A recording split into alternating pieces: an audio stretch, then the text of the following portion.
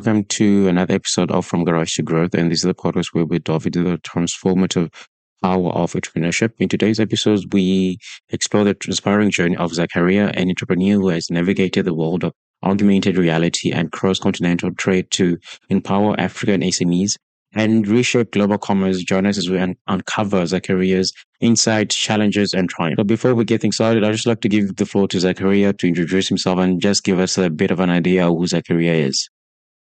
Grew up there, moved to bigger city, Marrakech, studied mathematics, computer science. I always dreamed about living in Morocco, but it was like a really super far dream in my eyes. I remember actually till the age of 17, the biggest dream I had in life was to only take the plane once before I die. Only once, like not even like a one-way ticket. I was like, if I manage to do that by the age of, 80, then this is success, now actually looking back, I think the scope of my dreams was extremely limited. Mm-hmm. And I wish I actually could dream, like lot bigger. But anyway, to continue a little bit with my story. So I managed actually to fly at the age of 17, went to France, studied computer science. Then I decided to really just change the country and have a little bit of a career that is not a copy paste of every single Moroccan out there who start studying in Morocco, then they go to France, study in France, and then have a life in France, and every summer they just go back to Morocco. This idea and lifestyle just looked a lot more boring for me, and I wanted to just do something a bit new.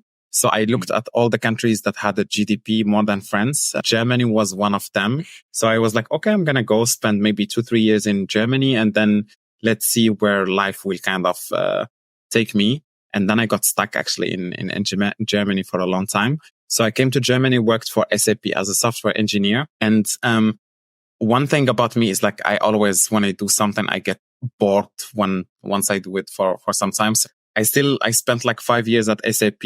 And then I got really bored from the corporate world and I quit, started 2 startups in the last 5 years.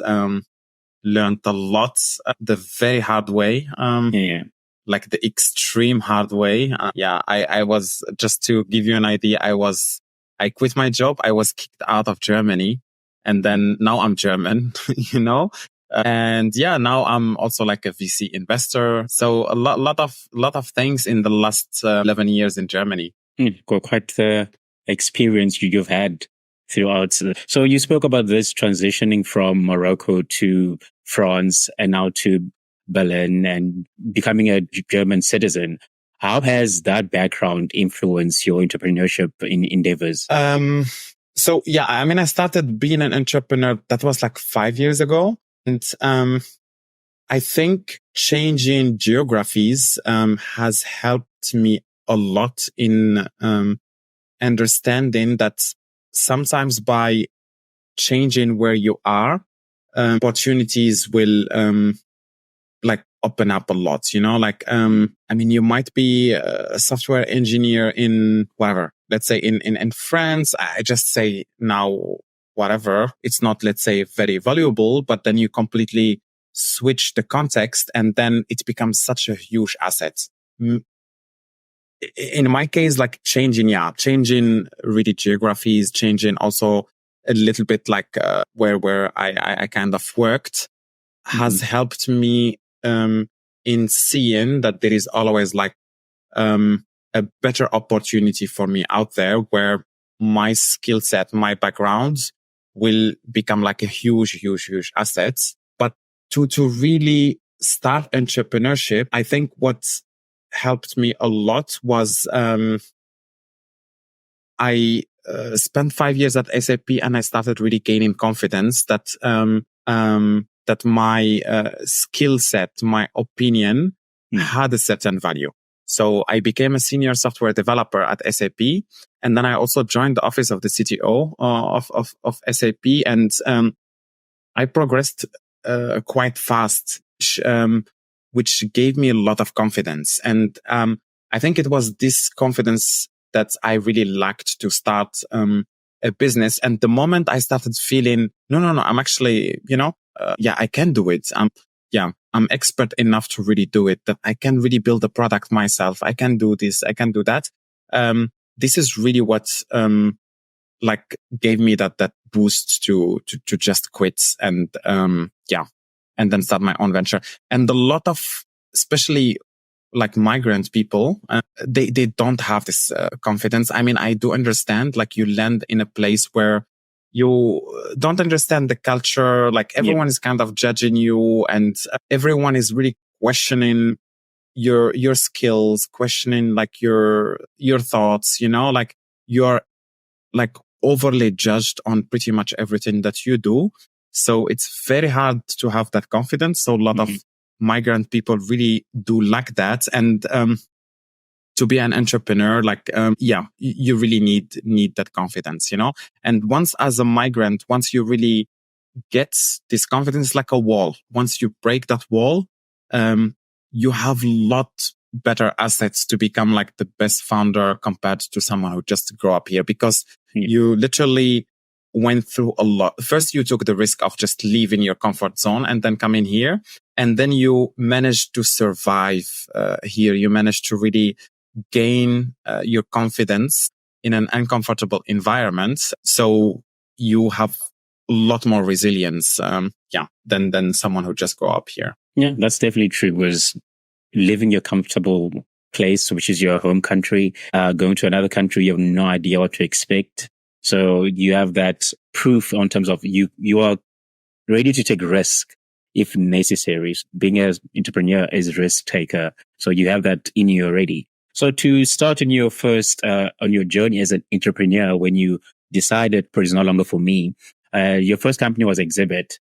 What was one of those things that you learned throughout your first, through initial thing? Oh, this is what I wish I'd known before I started Exhibit, that you took in within that time period? A lot.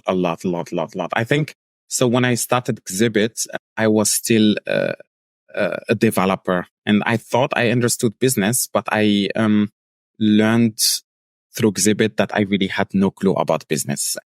Exhibit for me was the journey of learning basically the business aspect, like sales, marketing, fundraising, like all the whole financial modeling, budgeting, like all this aspect. I really learned it with Exhibit. But I would say other things that I really learned is that focus is really key. And first, define what really what are you trying to achieve, and then really just focus on that thing. Like really don't jump between, like don't pivot a lot, don't keep jumping left and right. You have, especially when you just start your first business, you have like a lot of energy. You have like an unbelievable energy. Don't think that this energy will really remain for the next 5 years.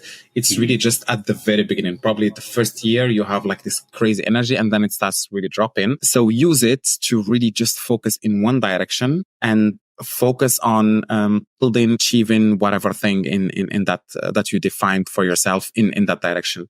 So don't pivot too much. This is number one. Second, I would say is surround yourself with people that are like one step ahead of you.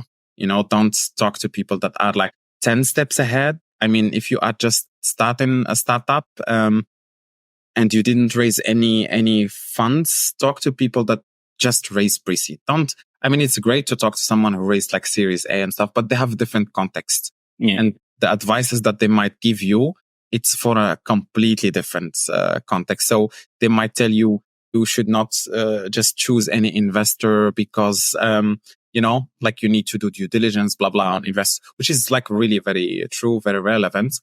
But it's not really for your context. Like you are at a stage probably where, you have never raised 50K, and for you 50K is like such a big thing. And then you talk to someone who raised Series A, is like, no, 50K is nothing, go for 3 million, and you should really just focus on people that are like only one step ahead of you because they have just experienced recently what you are going through, and they might give you really the best advices. This is also like one of the learnings that I have.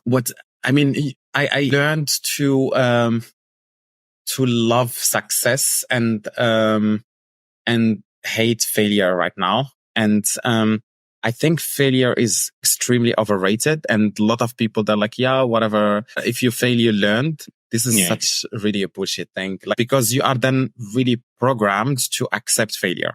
Like, do you think, I don't know, like Usain Bolt or, or the athletes, Ronaldo or Messi or whatever, like when they are going, they're like, yeah, if I lose this thing, then I have learned. No.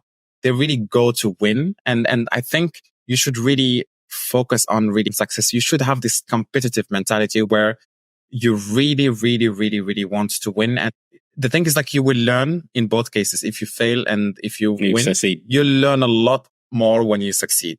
Don't believe these people who tell you like, failure is awesome, and if you failed, you learn. This is like losers mentality. And I mean, there are like tons of learnings in terms of hiring, in terms of the product, in terms of, like I can really spend hours just talking about like learnings from the first one. But I would say the number one is really just focus. Don't think about changing the world. Just focus on the small, tiny things first, and then changing the world will come after 10 years, Yeah. So after your first company, you moved into a marketplace, which is Wanda. How did you foresee coming up with that company, and what were you trying to solve in terms of a cross-continental trade between Africa and Europe?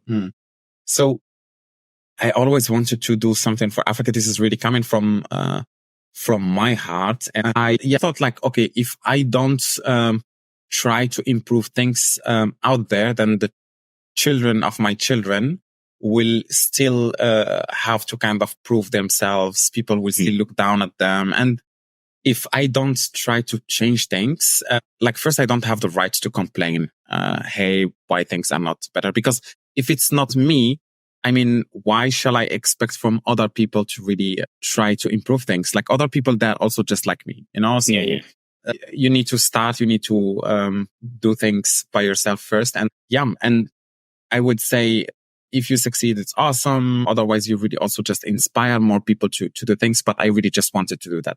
And then I took a little bit of time to reflect, okay, how can I better improve things there? And I spent really quite some weeks thinking about it and then exploring different options. I was like, maybe education, maybe this. And then I thought about, no. How about I just really enable all the small businesses to earn more money? And then if they earn more money, then, then they have, they can spend more money on healthcare, on education, so you just basically help the economy kind of develop in different African countries. And then I got a lot of inspiration from Alibaba. I bought every single book I could find about Alibaba and Jack Ma and how he started. And then I was like, I'm going to just copy everything that they have done there and try to implement the same thing in Africa. Of course, it's not 100% because this is like 20, almost 30 years of difference. But a lot of inspiration came actually from Alibaba.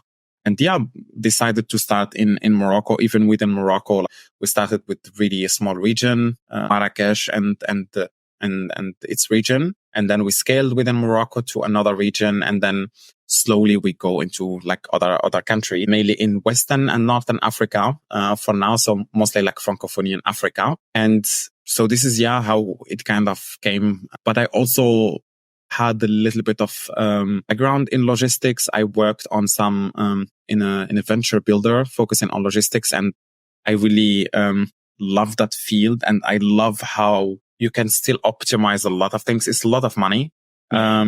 And it's still not really super optimal. And if you come with like a tech background to logistics, you start seeing I actually can, like automate this process. And then because it's really millions, even billions of money that is actually kind of moving.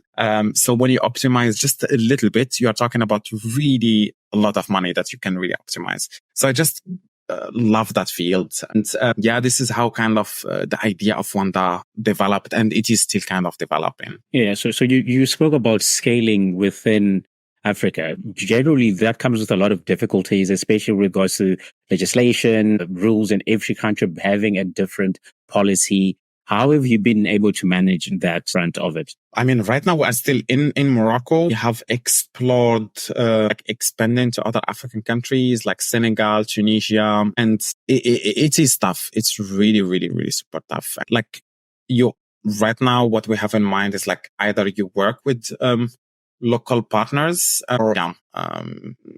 or begin then like certain countries that, because you don't want to start having like a lot of crazy operations in every single country. It's really a bit tricky. Like already for Morocco, we had to open a subsidiary to do business there.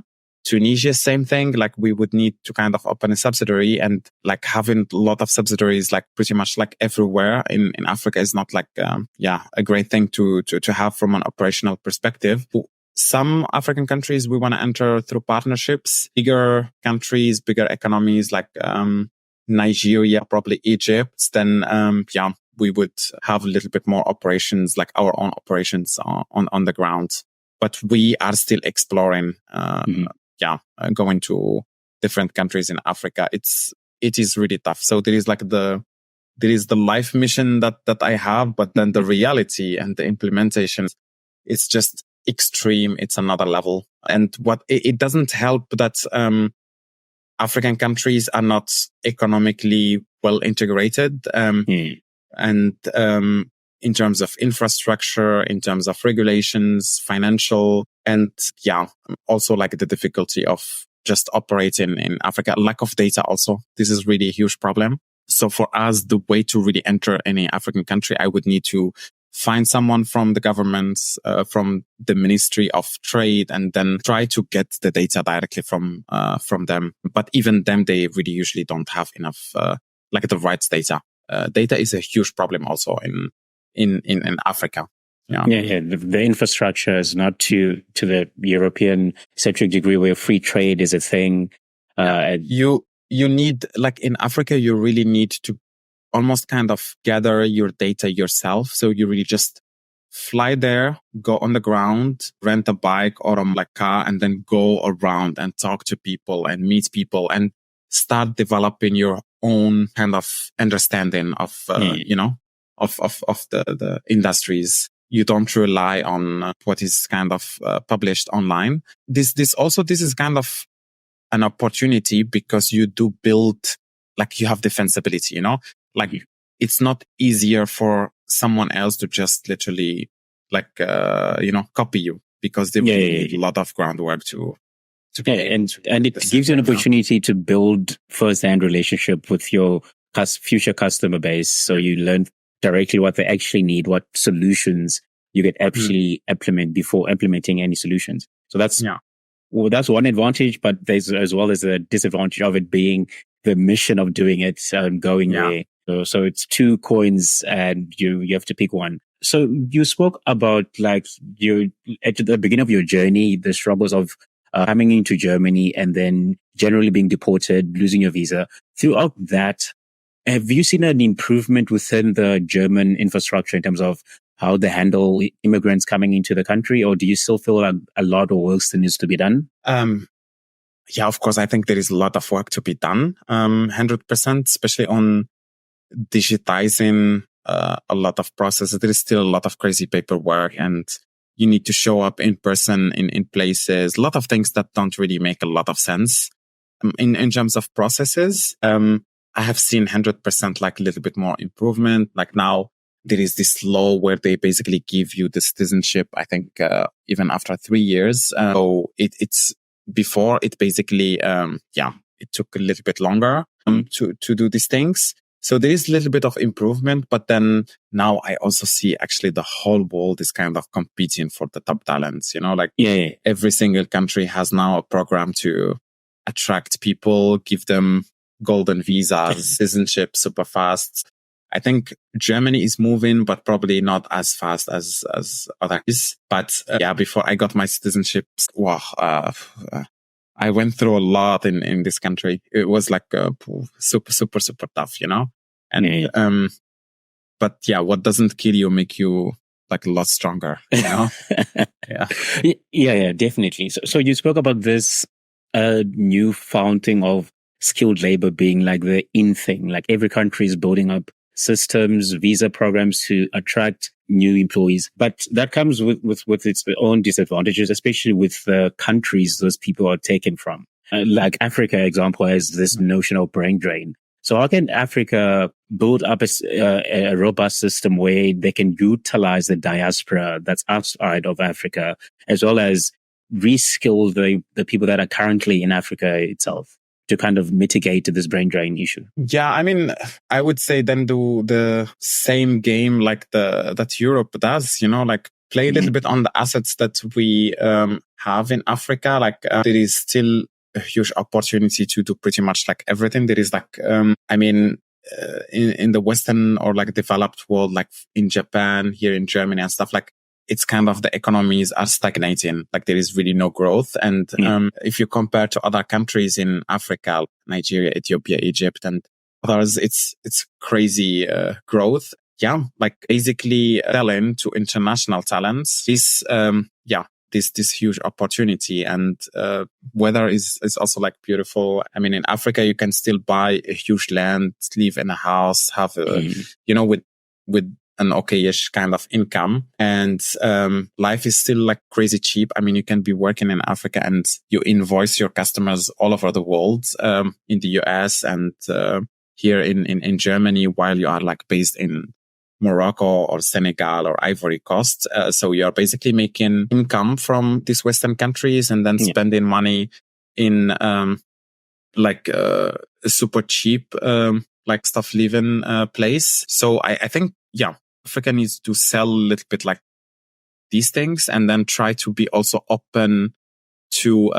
all kind of international talents. It doesn't need to be also just diaspora, but like pretty much like everyone, and try to play the same game like these developing countries and try to get talent from them to also like our countries, Yeah. But I strongly, I mean, I do see a few countries also like in Africa right now doing that. I see more and more people traveling to South Africa like crazy, also in Morocco, Ghana, Rwanda, Kenya. Kenya has like a huge diaspora. So it's basically just doubling down on that. And for other African countries to just copy what Kenya, South Africa and stuff are doing, Yeah. So on that notion of like getting workers, let's say from Europe or people coming into like, let's say South Africa. So I'll use South Africa as an example. So in Cape Town, it's became such a touristy location where you get, let's say people from Germany will go work there during the winter. So that it's created this notion of prices or the locals being outpriced in their own countries. How do you think the locals or the countries can mitigate that? Because as a South African, if I'm living in South Africa now, someone from, let's say, Germany is coming into South Africa, they can afford the living of standards where I couldn't. But now things are being increased because outside influence are coming into the countries. How can the countries kind of mitigate that? Yeah, I mean, this is a complex one. I mean, you can also argue because if you have like few people that earn significant amount of money that are located in your country, they do also spend money and they create jobs there. But still, I would add additionally also like a tax system to kind of count for that because they're using also the local infrastructure. I mean, if they're staying there for like 6 months and using the roads, using the hospitals, using whatever, they should be also paying and contributing in addition to just spending money on cafes and stuff, like paying also taxes there. But you don't want also to tax them like crazy because you want them to still be there. But I'm not like against like kind of them of taxes in these countries. But it's kind of a tricky thing. They are bringing like more capital, maybe also having these visas where they have to pay certain amount of money to to kind of stay in the country or to get like a longer visa. Yeah. But I don't have like a really a strong strategy of how countries should kind of do it.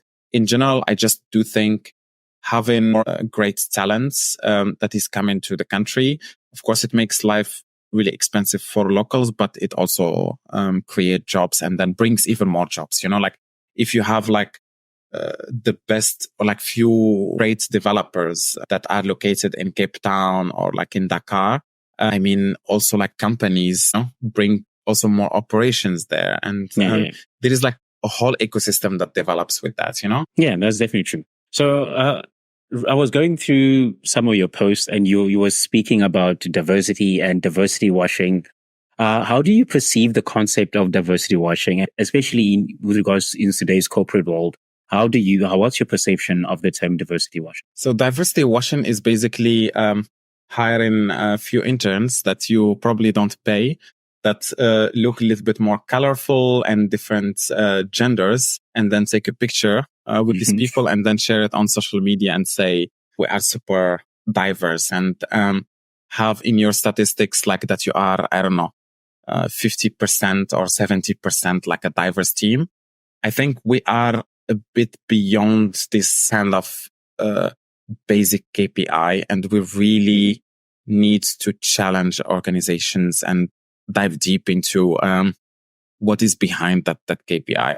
I mean, you show this picture, like who in these people is full-time, who has a senior position, how much money is kind of paid to the diverse group versus the other, let's say, mainstream one.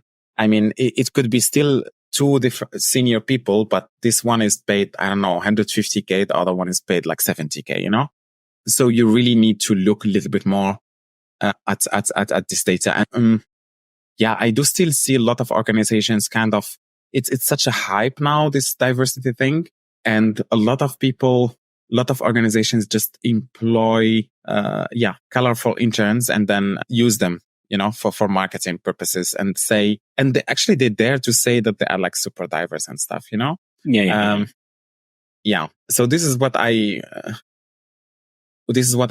kind of call diversity washing. And I call everyone who is kind of involved with any organization, I don't know, like a founder raising from a VC or an employee applying to work for a company, like to really ask a bit more about more sophisticated KPIs, not just the percentage of the team that is like diverse, It's more of that performative diversity. As long people see we being diverse, that's it. We've ticked our ticket off. We've shown that we have this amount of black people in our organization and whatnot. And that moves into accountability. So since accountability has been such an ambiguous thing where people can just take pictures and post and be like, yeah, we're diverse, and that's it. What do you think some of our accountability measures can be put in place where these companies actually put in check for their diversity, if they actually have a genuine team or people in management that are actually part of the minority group? Yeah. I mean, it's good to kind of, like certain organizations are taking these first steps of moving towards diversity. So I don't like to kind of just crush them and say, no, you are horrible people, blah, blah, blah. But they have already taken a first step. So you really need to push them to keep moving and take the second, the third step. I mean, there are organizations that are not, that don't even care, like literally they're like, it's not our thing. We literally don't care about it. They didn't even take the first steps. Mm-hmm. I mean, I would speak to the organizations that fake it a little bit, but I would still be a little bit more positive in my message and try to tell them, hey, look, great that you took this first step, but what we are really asking for is a little bit more than that. And you should really push for like the real KPIs, not this first one. So this is how I would really usually approach these companies. I would say in general, it is moving in the right direction. It's just like our demands are a little bit like higher. They should be. I mean, it's moving, not probably the right speed. It's moving, but it should really, it should be like really properly equal. You know, I mean, we start from. I mean, we come from a continent with a lot of resources. But we are so poor. You know, and it's so complex why we are actually still so poor. And it doesn't really make a lot of sense that we have so much resources and so much land and whatever, and we're still like super, super poor. So we need a little bit to catch up, you know? Yeah, it's one of the most complicated thing ever. Like, we have all the resources the world needs, but at the same time, we struggle so much as a country or as a continent. Yeah, but it's very complex. It's really very, very, very political, very complex. You can also, you look at the history and decisions that have been kind of made, and we need a little bit to balance things, you know? Yeah, we definitely do. So the other thing now, you've moved into this from being a founder to an investor now, helping mentor other founders. You spoke about how founders need to do checks on the investors that they get into. With that, what's your take on that investors need to actually not just at the beginning, yes, you do need the money, but at the same time, know who you're getting into bed with. What's your take on that? It's really, you only understand, what you got yourself into, after like few years when you raise the money. It's really, it's a marriage, and you really need to investigate properly on VCs and investors. If you really have an investor on board that is that investor could actually cause the death of the company, even if you have like really good business, or you know, you have still energy to really work on it. So I highly advise, I mean, having built 2 startups, raised also funding from VCs, from angels. I was lucky. I didn't get really crazy situations with my investors, but I could see in many instances how, if I had really horrible investors, how things could have turned really, really bad. And I would advise any founder to really do your due diligence as well on investors. Do ask their portfolio companies, especially the ones that don't ask about the success stories. Don't ask about the ones that really, they're like super happy and life is awesome and stuff. Ask about the ones where things didn't really work out. And it doesn't mean all the time that they went like bankrupt and liquidated, but sometimes just they had to, like the CEO or the CTO, whatever, was kicked out, you know? So go find that person and then ask how, how everything kind of happened, and how was the decision kind of being made, and and see if you really want to marry with that investor or not. I mean, I do understand for a lot of founders, especially like migrant founders, just having access to capital is just insanely hard, you know?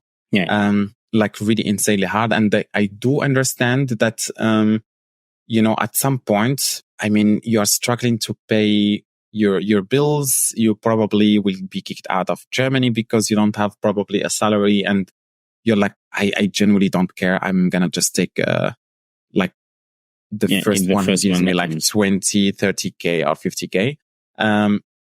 So I do understand that, and I have been in that position. So I understand it like fully, but just also have in mind, just ask yourself the question, why are you even doing all these things?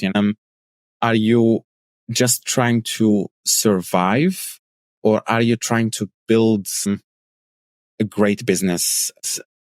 Do you prefer, I don't know, if you know that this is a horrible investor, would you rather stay with that investor? This is like a 5-year, 10-year relationship. Or would you prefer to just, if you are really struggling financially, would you prefer to just stop whatever you are doing, just get a damn job, and then, pay your bills, and then keep working on your projects part-time, or like jump on it once you really have paid your bills? Yeah, just ask yourself like these questions. Is it really worth it to get that money if you know this is not the right investor. And there is like first the possibility that investor is really toxic and this is a red flag and you should not really, I highly advise you don't get the money because it kind of will cause you more problems than it actually would solve your current problem. And the second one, you should only take money from investors that they can really help you. Go beyond money. I mean, I know money is the thing on top of the mind of every single founder. It's like, I need money, I need money, I need money. But just think a little bit beyond money. Think about, okay, can this person bring me customers? Because customers are also money, even though you cannot see it clearly. But there's a little bit like when you think 2-3 steps ahead. Bring in customers, bring in the right partners, bring in expertise. You might actually raise, I don't know, from this investor 30K, but if they actually bring a lot of expertise, I don't know, you are building a marketplace and they're like experts in logistics, they might actually save you like 100K because you would need to hire someone else and this person would need to manage your logistics. Think a lot beyond the only the money, and think about expertise as well. Yeah, definitely. Then you get you don't just get the money, you get experience from the person. Yeah, but so, I do understand for migrant founders, I do understand like what I say is something, but the reality when you have like the bills, and I have been there, when you have to pay crazy bills and you have someone giving 25K, you're like, it's fine, Yeah, literally. So on there's a post that you wrote, I think a few when I read it, and you said my African mission is my life mission. Yeah. What do you mean by that statement? It's exactly what I said before, is that I don't want that like migrant children in 50 years from now or like 40 years from now, people all over the world, they still look down at them and they still think they are like poor, stupid, they don't have no civilization, no culture. They cannot manage to build something that works. I don't like this idea. So I would love to, and I cannot run away from it, of course, like, okay, I look Arab, I'm Moroccan and stuff. Like, I cannot escape from this. Like, there is a high probability my children will also look a little bit like this. And it's the way you look. This is how kind of people will judge you. Only the look, but also like your family, a lot of your friends and everything, like, it's from there. And it hurts when someone looks down at where you kind of come from. I would love to that's I wouldn't say superior, but just equal, I want to reach a point where the how you look doesn't determine like how intellectual or rich or whatever you are, like just literally like so equal, and it's based on other things, that people would have assumptions on you, but not on the look and where you come from. Yeah, definitely. That's definitely quite a noble goal. We are all some humans. For some reason, there's these differences amongst us that kind of separate us and have been perpetuated for many years. Until we put in the effort to kind of break those barriers, no one else will kind of put in the effort. So it's kind of left to us to change people's mindset, to put in the work for other African kids, other generations have a better starting point than we had when we all started in our journeys. So with that, within your experience, how can the African community actively build like supportive ecosystems around startups and entrepreneurships?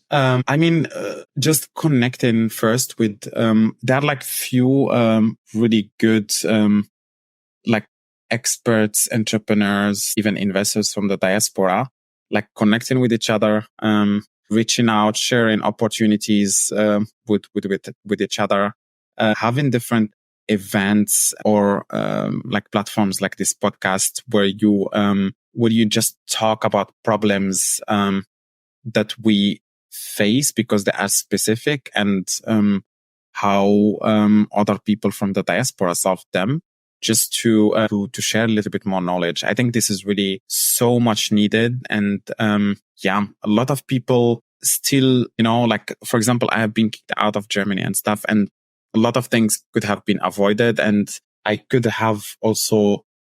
give a lot of advice to a lot of people on how to not fall in my position, but also if they are in my position, how to kind of avoid that. And the thing is, like, a lot of people will be in this position, from the diaspora, especially people who just like came from Africa here. Yeah. And it's very specific actually to Africa, probably some few other countries.